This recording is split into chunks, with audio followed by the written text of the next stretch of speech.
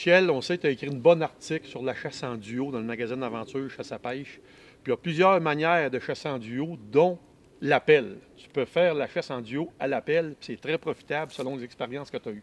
Bien, exactement. C'est que souvent, on est porté à imiter une femelle ou un mâle. C'est le classique.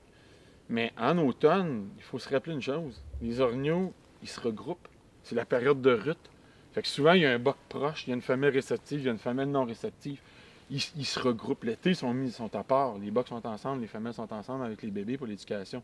Mais quand l'automne arrive, tout change. Ouais.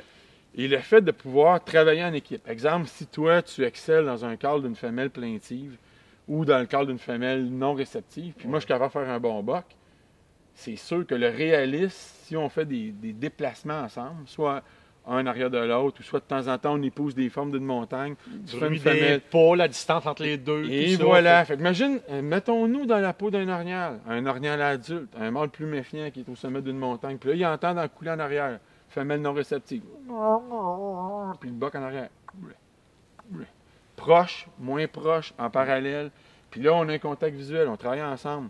Là, on est deux personnes qui écoutons. On est deux personnes qui regardons. Fait que c'est sûr que notre attaque, que notre prédation est doublée. Parce que tu as ton efficacité de calme, tu as la mienne, on travaille ensemble. Puis souvent, quand j'ai fait ça, puis je passais proche des chasseurs, ça arrivait des fois que je passais proche des chasseurs, les chasseurs me disent tout, j'étais absolument convaincu que c'était des orignaux.